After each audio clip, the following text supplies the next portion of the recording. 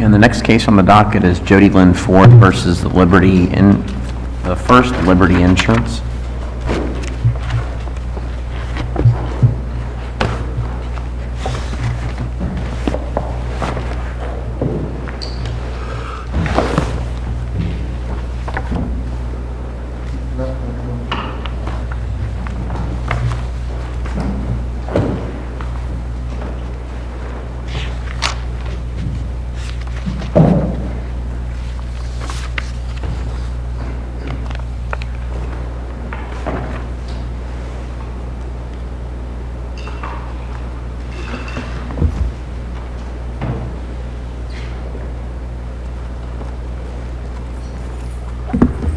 And counsel, how much time would you like for rebuttal?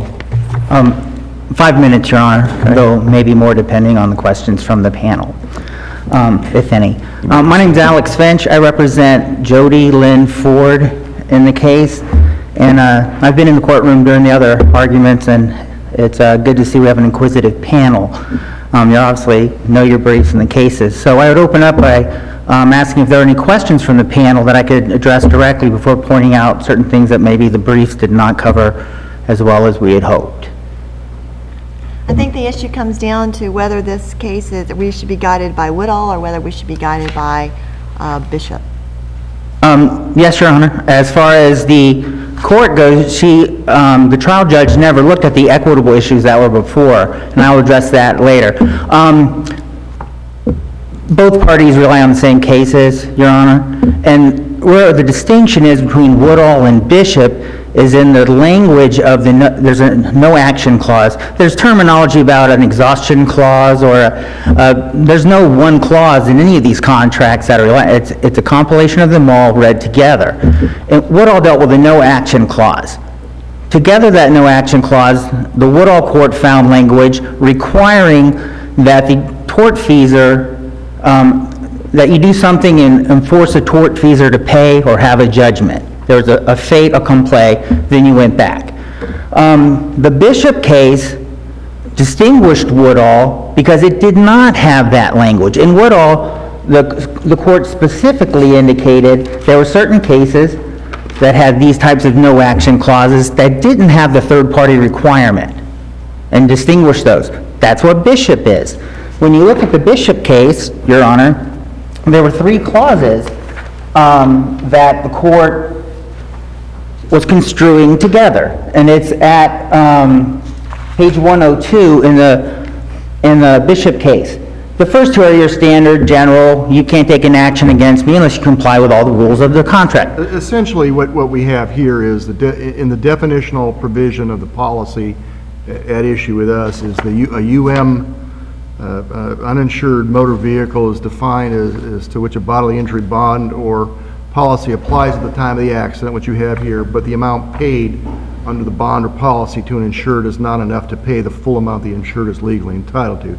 So your position is, like Woodall, you have to see how much is paid, and then once the amount of whatever is paid, that determines whether you have a claim, and so the tortfeasor in essence controls is the tail that wags the dog here, because the tortfeasor may choose not to pay you until 6 years after the accident if you file suit on the last day of the 4-year negligence claim, and then when you get paid the full amount and then you believe you still don't have enough, the payment from the tortfeasor's liability carrier is not enough to pay the damages, then the quote-unquote kicks in, and that's what we're talking about here, and they don't see it that way. Yes, that's correct, Your Honor. Our particular policy has past tense, the amount paid. Woodall has past tense till you get a judgment, till there's a defined quantified amount, past tense. So it's used up. Yes, Your Honor. The Bishop case says the phrase legally entitled to collect does not operate as a judgment. That's true. That's an inchoate right. If we think you have a right to collect, then you have to come under the Bishop policy and file your claim. There's not a dispute that a claim accrues at the same time the Iowa accident claim. It's whether it's told or not is the issue. Bishop is distinguishable because it doesn't have finite language in the policy saying the third-party tortfeasor has to do something. It's in, and that is, hold on a second, Mr. Let me Berger. ask you this. Yes, sir. Why not out of an abundance of caution? Maybe you will watch the first argument about why didn't you just suspend the guy and go through the why didn't somebody just file suit within the 5 years under the contract of the accident? And then if Liberty said, well, wait a minute, you can't do that until you're paid in full, then you'd have your answer. I mean, it seemed like we'd be avoiding this discussion, or you'd be avoiding this discussion if, and I assume it was your predecessor, Yes, sir. filed a lawsuit within 5 years and said, well, I have a right to pursue simultaneously under Kilbra, and I'm going to do that just out of an abundance of caution, and that would put the ball in Liberty's, court to say, well, wait a minute, you can't do that because, or, okay, we're going to defend the UM claim. Well, that's true, Your Honor. You can file for safety's sake. Any reason why, do you know? I don't know, Your Honor. Well, actually, I do know, Your Honor. The second part of the appellant's claim is, we went and told them, here's our bills, we're dealing with this person, we want to go ahead and file a claim. And the representatives of the insurance company said, we don't do that. You don't have a claim because you haven't been paid. File a claim or a suit? No, the claim, they went to say, we have a claim. So they relied upon the insurer's interpretation of its own language. And Woodall, the insurer tried to say, this is against public policy. Our own policy is against public policy. And the Supreme Court said, nope, you don't get to do that. You don't get to write your contract and then disavow it. They define the terms, they define the standards. When you say claim, was there a demand letter sent to the UM carrier saying, we want X dollars, we want permission to settle, and then we want X dollars from the UM carrier? Or? No, there were bills sent to them saying, we want to open a claim because it appears to us there's not going to be enough money to pay us under the tortfeasor's policy. They did it more than once and was refused each time. No, you do not have a right. Had PIP been exhausted? Had PIP been exhausted? When you say you're submitting bills, I'm just unfamiliar with why the UM carrier would be paying bills. I mean, if you pay it under the PIP portion of the policy, that's one thing. Yes, no, yes, I do believe the PIP policy had been, and there were additional bills that exceeded the amount that was available under the tortfeasor's policy. So when that became when they thought, and Ms. Ford thought that she would win, she wasn't going to get paid to the amount of her damages, so she let the insurer know, I'm going to be underpaid if I'm successful against a tortfeasor. So I want to start setting up a claim. And the tortfeasor said, no, you do not have a claim until you have been paid by the tortfeasor. And when you review their documents, that's what it says. That's how they define an uninsured motorist claim, paid. They wrote it, they can't disavow it. In Woodall, when the two contracts were read together, the court said, well, this isn't a model of clarity. This is ambiguity. This is ambiguity. Anybody could reasonably say, I don't have a claim unless I get paid first from the tortfeasor. So they relied on the policy, they relied on the representations of the insurer, and they didn't file the claim. Ms. Ford would suggest to the court, since the language is almost identical in Woodall, meaning the general no action clause, and we both have past tense payments requirements from third parties, that this court should follow that ruling and not Bishop as is argued in the answer brief. Bishop is not controlling on this court, obviously. It wasn't controlling on the trial court. The trial court went and looked up Bishop on her own. And when the hearing... It's controlling on the trial court if she believed that, I mean, obviously it's a different DCA and it's not controlling on us, but if she believed, the trial judge, if she believed that the language in present policy was similar to that in Bishop, then Bishop would control her disposition of the case. Yes, I agree with that, Your Honor. But in reading the language set forth in the Bishop case and the one set forth in our case, they're not the same. They're completely different, actually. The appellee wants to say, well, you can't treat our definitions as a provision. That's not what Woodall requires. It says the terms of the contract. They've defined the terms. The definitions are part and parcel of that contract, and they define the terms. And it says amount paid, not to be paid, not legally entitled to collect. So it falls under Woodall not Bishop, we would support. And researching the cases, I could not find a 5th DCA case that addressed this particularly, so we think it might be appropriate for the court to consider writing something to get it resolved with, Well, if you want to win, we'd have to write something. You win, we write. yeah. So I'm hoping for a great big old book. We can't issue a per curiam reverse to you around.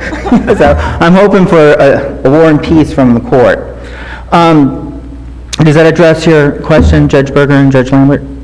Does the panel have any other questions, particularly within the brief that?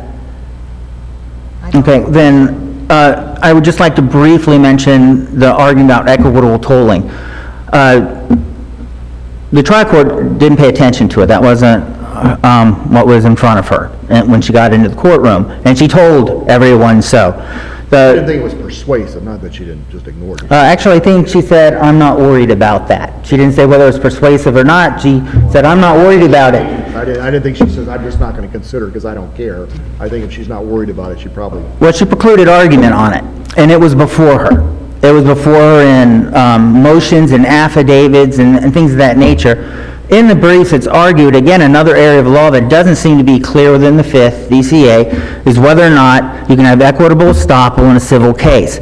Appellant relies on the 2nd DCA, which said the only time you have equitable, well, actually, you don't have it at any time. You can't have it in a civil case. You can have it in an administrative case under matrulis, but that's it, because the statute precludes it anywhere else. We would respectfully disagree. This court's case in Williams versus Albertson, cited in the brief, is a civil case.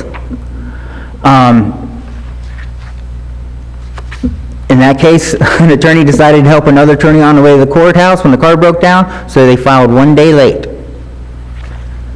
The court considered whether or not that would qualify for equitable tolling of the statute of limitations. And reasonably, the court found no. If you want to, that's not an extreme circumstance or a circumstance we'd normally consider to toll equitably. Well, But they, isn't Liberty arguing here that this is not preserved because it was not, the equitable tolling was not raised below? I think we just addressed that, Judge Lambert. It was addressed in the affidavit that was put before the court. But the court didn't address it, and then when the court didn't address it and rule on it, there was no motion to have the court make a determination on that, was there? No, that's correct, Your Honor. But they attempted to argue and the court declined. So it was raised, it was just declined to be heard. It's like if you make an objection at trial and the court says move on and doesn't rule on the objection, then you've not preserved the objection. It's sort of the same thing. You make an argument and a motion for summary judgment. The court rules one way and doesn't mention any of the other issues that you've raised, and unless you ask the court to rule, then that issue's not preserved. I guess it depends on how the court the judgment that was entered by the court. It wasn't specific. It doesn't say I grant summary judgment based on the terms of Bishop and contractual tolling. It doesn't say I'm denying it. It's a general order that came up to this court, and you'll send it back saying, wait, it doesn't have the magical final language. You got to do it again. They did it again, and they still didn't put that language in it. So that order is not as specific as the court would indicate. So we go to the record, I would assert, Judge Berger, and it's in the record. It was tried to be raised. I see where you're going. I'm not interested in that. It was raised. And now we're on appeal on a final order ending it, but not saying the specific reasons for it. The court didn't delineate that. It was a form order that you pick up in the trial court and you handwrite in the stuff the first time. The second time, they didn't change it Is much. the equitable tolling based on the theory that the lawyer, Mr. Ford, relied upon a statement made by an agent that you can't have a UM claim until the tortfeasor's liability policy is paid in full? Yes, the magic term of lulled into action. They lulled her into action, or him into So a action. lawyer who's faced with an issue of law is relying to his detriment upon a statement made to him by a non-lawyer, and because he relied upon that and did not exercise his own judgment to go ahead and file suit, he's saying that there's somehow an equitable tolling? Is it- Sure, Your Honor, because it wasn't just exercising his judgment. We have the ambiguous contract that says, that they referred to, you must be paid. So, But that's a separate issue. the question for Judge Lambert was, should he just file it, the contracts be danged, right? Be safe and file, be safe and file. That's really not the plaintiff's obligation. When it comes to equitable tolling here, if the person drafted document tells you, you can't do it right now, and then you talk to them and they tell you you can't do it, and then later say, oh, mea culpa, my bad, you should have done it anyway. That's what Judge Lambert appears to be suggesting. That's not fair. The defendant, acted, made representations that now they are backing away from, saying, that's not what our contract says. But at the time when the plaintiff relied upon it, they were representing that was the case. And that's what lulled into action is. The question of whether or not there's an attorney who did a good job or bad, there's case law out there. You don't need to punish the plaintiff or an inept attorney if the attorney was determined to have done something wrong. But here, the attorney wasn't inept. The attorney had a contract supporting what he was being told, relied on what he was being told, and then when it came to filing suit afterwards, it's, Well, the gotcha. question is whether this is a mistake of law or whether it's a mistake of fact. If it's a mistake of fact, then you may have your equitable tolling, equitable estoppel issues, but not so in a mistake of law. And so that's my concern, is this conversation, is this mistake, one of law or one of fact? and that's a difficult question, admittedly, Judge Berger, because here, if you find that the contract doesn't say what we think it says, then it was consistent with the contract, it wasn't a mistake of law. If you find that the contract rules differently, that's probably a mistake of law. The fact is, they told us the wrong law, and we relied on along the... Your client's, but the lawyer's relying on a misinterpretation, his misinterpretation of the law based upon a statement made to him by a non-lawyer. No, I think I don't agree with that statement, Your Honor. He's relying on a misstatement of their contract. The law is the law. You have to file it within 4 years unless it's contractually extended by the terms of the contract, or there's some other equitable reason under Williams versus Albertson, because this court has acknowledged equitable tolling in civil actions. And you're into your rebuttal time. Oh, yes, thank you, Your Honor. So, again, if you're arguing about whether or not it was reasonable for her to wait, or reasonable for the attorney to have filed or not filed, once you get into the realm of reason, then there's abundant 50 case law cited in the brief. That's a jury question. That's a factual issue. We filed an affidavit, they filed two. Theirs didn't address the terms of our affidavit, so that standard unrefuted in the record. So we'd suggest, I'll be able to balance my time for rebuttal, but we'd suggest that all the causes of action are preserved for appeal, they are appropriately argued, and one of them just wasn't dealt with by the judge, and on that ground alone, it should be reversed regardless of what the court does on Woodall and Bishop. Thank you very much.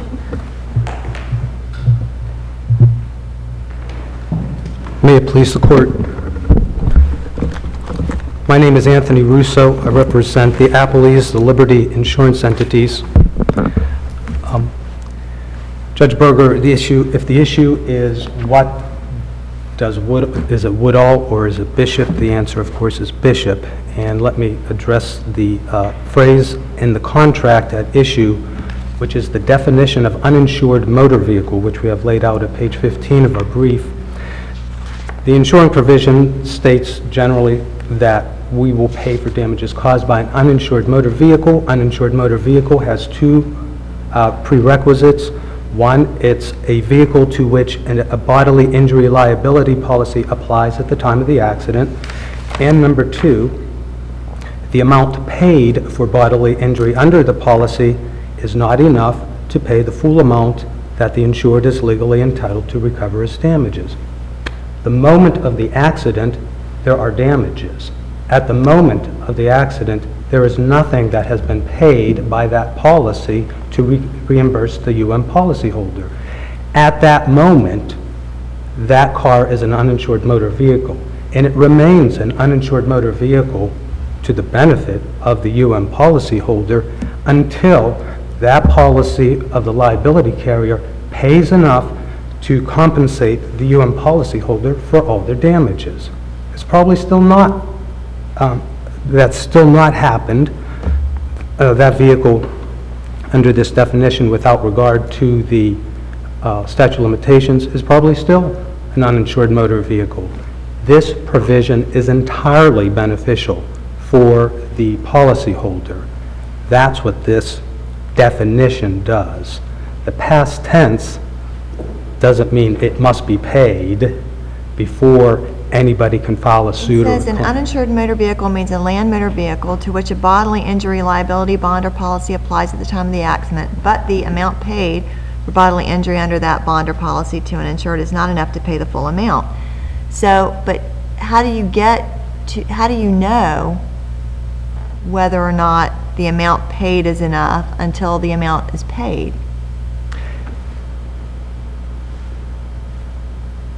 The law, as in Kilbreth, allows the policyholder to finesse your point and simply go after the carrier in the first instance.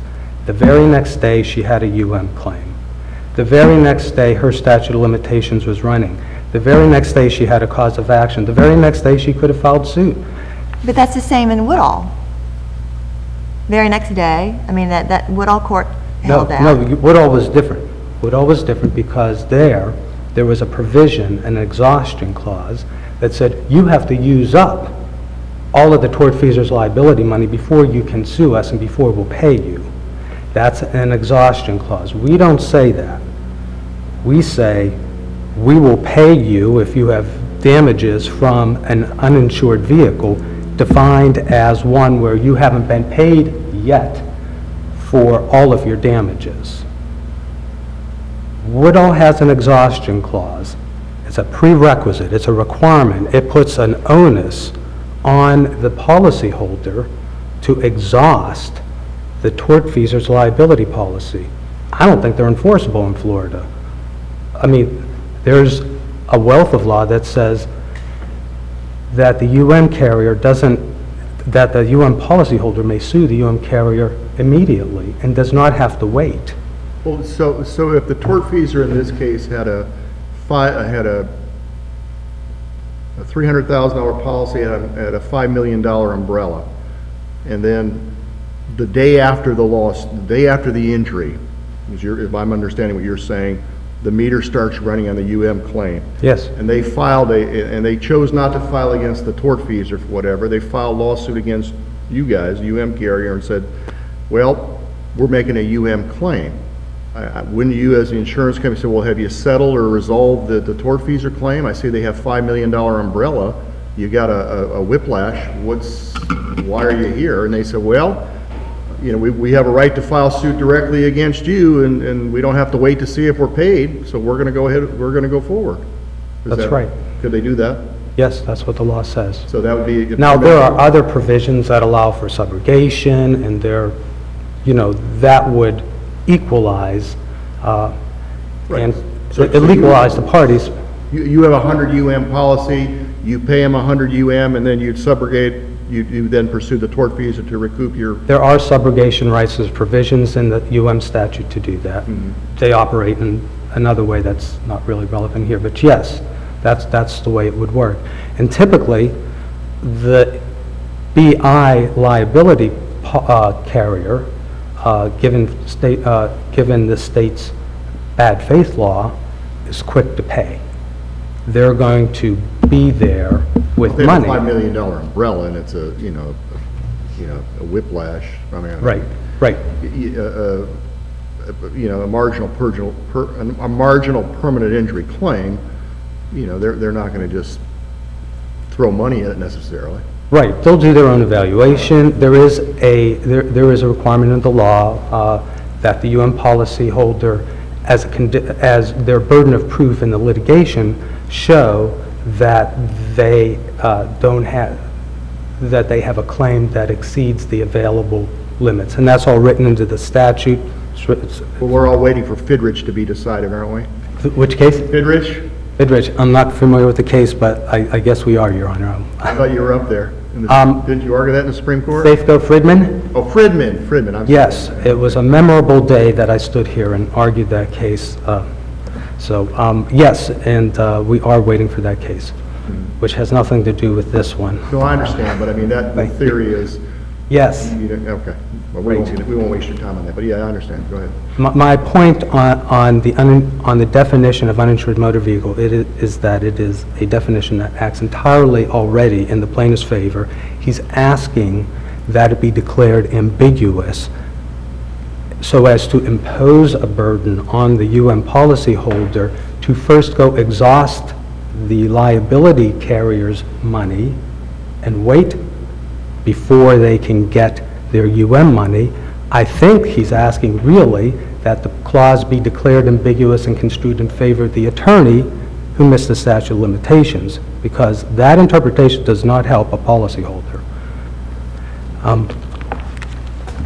As equitable estoppel, or rather equitable tolling, the doctrine that acts on the statute of limitations was not raised. But even if it were raised, it does not apply here. Equitable tolling applies in administrative cases, as the Hillman case stated, and this court's Williams case did not adopt equitable tolling. Out of those two requirements, that there be that it applies in administrative cases, and that equitable aspects being lulled into inaction, it appears that the Williams court decided to address the lack of the equitable aspects to that decision and decided it on that narrow grounds, not needing to reach whether or not it applied in civil actions, which it does not. Judge Rexeidler was not concerned with equitable estoppel. I'm not sensing that this court is either, although I'm ready to address it if there are any questions about it. What has been discussed is that if there was a misrepresentation, the one that is alleged in the affidavit of Albert Ford II is that the adjuster said, you don't have a claim, you have to go get the tortfeasor's money first. That is a representation of law or contract, and it is especially applicable because it was an attorney speaking to an adjuster, not a lay person. There is no affidavit from JODI Ford that says what she thought. The only evidence about what she thought is in the affidavit of Albert Ford, her attorney, who could only know what she thought by something that she said, spoke. It's an out-of-court statement. It's hearsay. It doesn't doesn't satisfy the requirements of the summary judgment rule as to the subject matter, proper subject matter of an affidavit used in summary judgment proceedings. So we don't know what Jodi Lynn Ford was thinking or relied upon. Unless there are any other questions, ask the court to please affirm.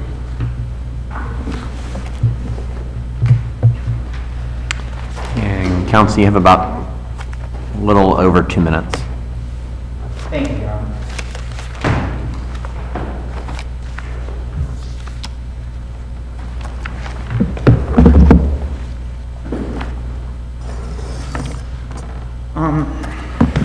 First, Your Honor, is just to address the definitional argument about the vehicles. In short, under Liberty's policy, every vehicle on the road is an uninsured vehicle, motorist vehicle. So why not just say, you can file a claim as soon as you get hit by a vehicle? That's what he said. Regardless, that's, respectfully, that seems nonsensical. It's a definition without meaning. Two, tried to distinguish Woodall as an exhaustion clause. That's what their definition is. Get paid and the amount is not amount to take care of your energy, exhaust your rights against the person. It's the same thing, different words. It's incumbent upon the insurer to make their contract clear. It's almost an adhesion contract. It is never changed. It is never modified. Why not put in a clause that says, no provision of this clause shall be construed to extend any statute of limitations under any law. That's pretty clear, right? Nobody's going to fall into that one. They don't do that. They put it in definitions, no action clauses, and lay the trap for the unwary consumer. I would leave the court with this. In reading their clause, do you have a question? Does the court have a question on whether or not you had the right to get money from them before you got money from the judgment? If the answer is you're not sure, you construe it against them and it's done. What the Supreme Court said in reviewing the Woodall case was, it may be that Travelers, in this case Liberty, intended its exhaustion clause to mean only that its liability for uninsured motorist coverage would be over and above the tortfeasor's liability limits. However, we think it more likely that this provision, the three joined together, would be read to mean that an injured party must pursue a claim against a tortfeasor before seeking payment from, insert Liberty, for uninsured motorist benefits. At best, the provision is ambiguous, and it is well established that ambiguities are resolved against them. It's their contract. They had control of it. They could make it clear. They didn't. It lends itself to the interpretation espoused on Ms. Ford. We ask that you reverse the case, send it back to the trial court, and let's get to the merits of the case and have it read at a trial. Thank you very much for the court's time. Good argument. Thank you, gentlemen. Thank you. We're adjourned.